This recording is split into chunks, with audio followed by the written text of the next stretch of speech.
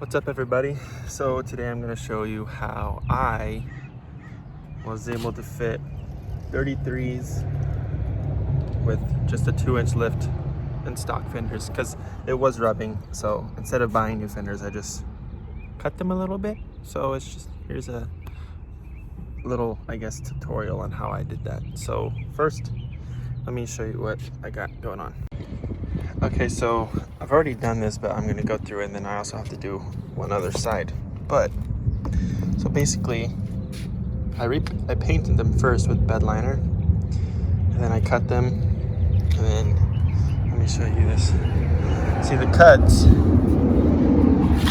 they're kind of not that great. If I were to do this again, I would use like a Dremel or an angle grinder or something, but I use this one tool, I don't know what it's called, but it wasn't very good. It did horrible cuts. Or maybe it was just me using it, I don't know. Anyway, so I filed it just to make it a little bit smoother, but that's why I bought this weather shipping. This one's coming off. So I bought this weather shipping to go on the edge so that it covers it. This one's really coming off. I have to repaint this one. I'm gonna do that right now. But, so I put this stuff on just to hide the cuts a little bit better. This one's attached anyway, so I'm just gonna take it off. Yeah, see, they're really sticky. Just, I don't know if I just, yeah, didn't put it on right. But yeah, look how horrible these cuts are. So yeah, if you're gonna do this yourself, I would just use a grinder, which you can rent at Home Depot for like 10 bucks. That's what I did when I cut some of the TJs have like an extended flare right here, and I cut that off to put this on. So yeah, let me tape this off and get it cleaned up, and then I'll paint it, and then I'll show you what I did more. All right, so I got it taped off. I'm not really too worried about taping off a lot because I don't think it'll go on the paint from there. So I didn't clean it that great, so I don't know how long this will last, and it's also going to be a lot shinier and darker black than the rest of it, so it might look funny, but I think it'll still look better than how it looks right now. So I'm just going to spray it, put a couple coats on, and then I'll go over how I did the rest. So with the stock fender, I just cut to where the bend is, the top of the bend comes down, and I just taped a line straight across the top, and then I cut along the tape. So basically just make it flat fenders. And then here I angled it to the metal fender. So it's like a point. This one's coming off too, great. So yeah, so I did that for the front. See, I just taped it. I just took it and angled it towards it. All right, so I actually forgot about the side marker that usually goes right here. A lot of people just start their cut right here and leave the side marker, but I completely got rid of it and I forgot. So here's, I think this is the wire for it. Yeah. So this is the light for it,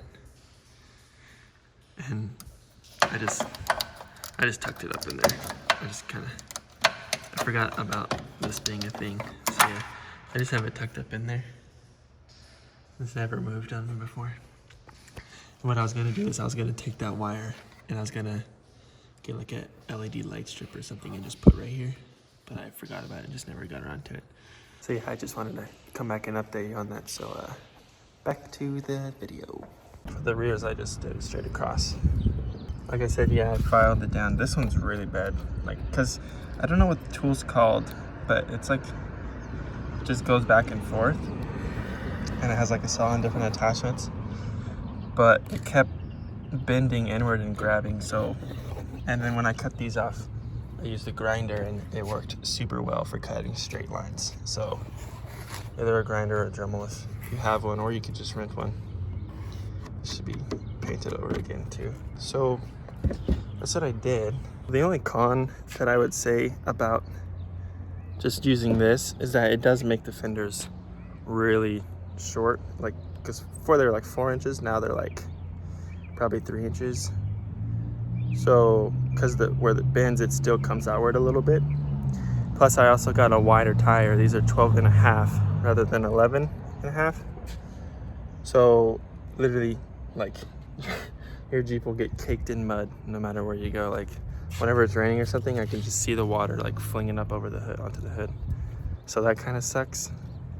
But this was just supposed to be temporary, but I've kind of kept it for a while, longer than I thought it would. So, but it works for me, because before I was rubbing on literally every obstacle and I didn't like it. And plus I like the look of the flat fenders better. So it works for me. And if you want to do something cheap, this only costs me like, I don't know, maybe 30-40 bucks to do in a day in the driveway. So it works. But I would use better bed liner. I got really cheap stuff. That's why it's coming off. So we'll definitely do that. But let me finish painting this and then I'll just put this stuff, the door seal, the edge trim, that's what it's called. And I just bought this at O'Reilly's, but they're kind of expensive.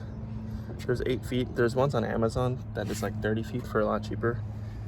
But I didn't want to wait, even though I've had that other side not done for like probably a year now. So yeah, anyway, let me finish this and then I'll put the stuff on and then I'll show you what it looks like.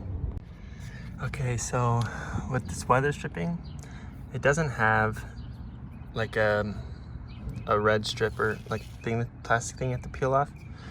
There's just, if you can see in here, there's just a glob of glue just in there, and it's kind of a pain in the butt to get on. You have to like spread it and then push it on. So it is really annoying, but once you get it going, it gets easier. It's just at the beginning. So you have to make sure you put it on evenly, otherwise you'll have like waves and stuff in it, and I did at first on one of the other ones I did. Okay, so it's definitely a different color because this is pretty dirty and faded. But so I just cut it to the edge right there on both sides.